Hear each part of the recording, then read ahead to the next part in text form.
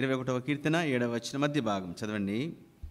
సర్వోన్నతుని కృపచేత అతడు కదలకుండా నిల్చును. సర్వోన్నతుని కృపచేత అతడు కదలకుండా నిలుచును. సర్వోన్నతుని కృప, కృప ద్వారా అక్కడ రాయబడింది సర్వోన్నతుని కృపచేత అతడు కదలకుండా నిలుచును. కదలకుండా నిలుచును. 125వ కీర్తన మొదటి వచనం. యెహోవా యందు నమ్మిక ఉంచువారు కదలక నిత్యము నిలుచు సియోను కొండవలె నుందురు. యెహోవా యందు నమ్మిక ఉంచువారు కదలక నిత్యము నిలుచు సియోను కొండవలే ఉందరు. కదలక నిత్యము నిలుచు. కాబట్టి ఎవరైతే దేవుని యందు అనగా సర్వోన్నతుని కృప యందు నమ్మిక ఉంచుతారో వారు స్థిరముగా ఉంటారు, కదలకుండా ఉంటారు. ఎలాగో అంటే దేంతో పోల్చాడు? సియోను కొండవలే. ఒక కొండ ఎలా స్థిరంగా ఉంటుందో, ఒక బండ ఎలా స్థిరంగా ఉంటుందో అలాగూ మనం ఉంటాము.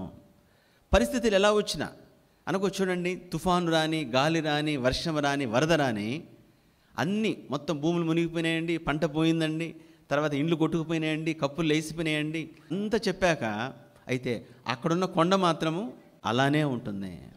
కొండలు ఎప్పుడు ఉండవు. మన భారతదేశానికి ఎల్లలు కూడా హిమాలయ పర్వతాలు ఒకవైపు ఉన్నాయి, అది ఎప్పటికీ ఉంటాయి అంతే.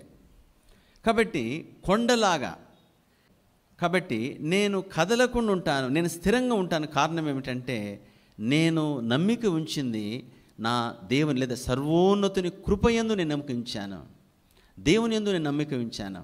కాబట్టి దేవుని యందు నమ్మిక ఉంచువారు నిత్యము నిలుచు సియోను కొండవలే ఉంటారు. మనం దేని మీద నమ్మిక ఉంచినా అంటే మనం దేని మీద నమ్మిక ఉంచినా అంటే మనం నమ్మిక ఉంచేదే మిగతా దాని మీద. దేవుని తప్ప మిగతాదంతా నమ్ముతాం మనం, అది నిజం. అయితే మన పేరు మాత్రం విశ్వాసులని పేరు పెట్టుకుంటాం, అది చక్కగా ఉంటుంది. కాబట్టి మనం ఏమిటంటే మన డబ్బును నమ్ముతాం, మన ఆస్తిపాస్తుని నమ్ముతాం, మన ఉద్యోగాన్ని నమ్ముతాం, మన వ్యాపారాన్ని నమ్ముతాం, మనకున్న కెపాసిటీ నమ్ముతాం. అయితే మన నమ్మంది ఏమిటంటే దేవుని మాత్రమే నమ్మం, దేవుని మాత్రమే నమ్మం. అయితే మనం అనేది ఏంటంటే మేము దేవుణ్ణి నమ్ముతాము అని చెప్పే విశ్వాసులం. అయితే విషయం ఏమిటంటే మనం దేనైనా నమ్మిక ఉంచవచ్చు, తప్పులేదు. కానీ దేని యందు నమ్మిక ఉంచినా మనం కదిలించబడతాం. ఎందుకంటే ఏదైనా ఒక్కసారి షేక్ అవుతుంది అంతే. ఒక చిన్న రోగం వచ్చింది, నువ్వు వెళ్ళి చేరావంటే వాళ్ళు చెప్తారు నీ ఆస్తి అంతా అమ్మేసినా కూడా, ఇంకా నువ్వు ఎన్ని లక్షలు అప్పు చేసినా కూడా నువ్వు బయటికి రాలేవు. ఒక చిన్న రోగం అంతే. నీకున్న ఆస్తి అంతా నేను ఎంత సంపాదించాను అని జీవితకాలం అంతా నువ్వు కూడబెట్టిందంతా జస్ట్ చిల్లిగవలాగా వెళ్ళిపోతుంది. అయినా నేను రక్షించలేదు, నేను కాపాడలేదు. దట్ ఈస్ ద ట్రూత్ అనమాట, అది నిజం. పరిస్థితి వచ్చినప్పుడు అర్థమవుతుంది. సరే, విషయం ఏమిటంటే ఇక్కడ కీర్తనాకారుడు అంటున్నాడు, నేనెందుకు ఆ విధంగా కదలకుండా నేను నిలిచి ఉన్నానంటే నేను దేవుని యందు నమ్మిక ఉంచి ఉన్నాను. అలానే మన జీవితంలో అనేక గాలి తుఫానులు, మన సొంత వారే మనల్ని మోసం చేయొచ్చు. నీతో ఉన్న నీ పార్ట్నర్ నిన్ను ముంచవచ్చు, నీ తోటి పక్కనున్న వాడిని ముంచవచ్చు, నీ బంధువు, నీ పార్ట్నరు, నీ అన్నదమ్ములు లేదా నీ సంఘస్థులు, నానేవాడు, నీతో ఉన్నవాడు నీ వెనక గోతులు దవ్వి నీకు సమాధి కట్టాలని అనుకోవచ్చు. కానీ అయితే దేవుని యందు నమ్మిక ఉంచితే నిన్ను ముంచాలనుకున్నాడు వాడే మునిగిరెడ్డి చేస్తాడు. ఎందుకంటే ఆయన యందు నమ్మిక ఉంచావు కాబట్టి. దేవుని బిడ్డ, దేవుని యందు నమ్మిక ఉంచడంతో సమానమైనది ఏమీ లేదా. 62వ కీర్తన 2వ వచనం. ఎత్తైన నా కోట ఆయనే, నేను అంతగా కదిలింపబడను. ఎన్నాళ్ళు మీరు ఒకనిపై బడుదురు.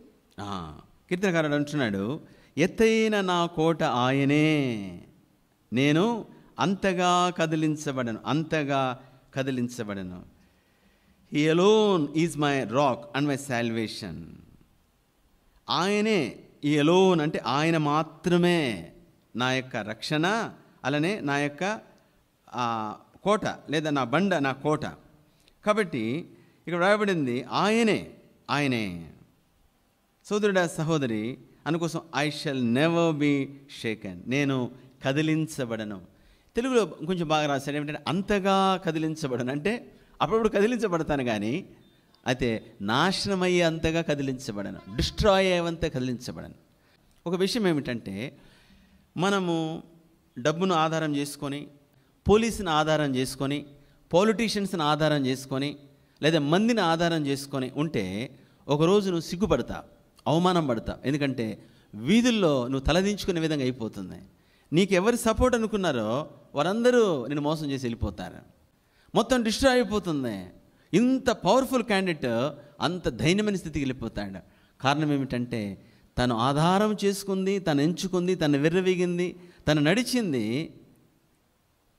తాత్కాలికమైన దాన్ని ఆధారం చేసుకుని వెళ్ళారు. దేవుని బిడ్డ, మనకున్న ఆధిక్యత ఏమిటంటే, నేను పిలిస్తే నాకు 10 మంది వస్తారు అవసరం లేదా, నాకు పోలీసు తెలిస్తే అవసరం లేదా, నాకు ఒకరే తెలుసు ఏమిటంటే సర్వోన్నతునైన దేవుని కృపయందు నేను నమ్మిక ఉంచాను, కాబట్టి నేను కదలించబడను. అది మనకున్న ఆధిక్యత.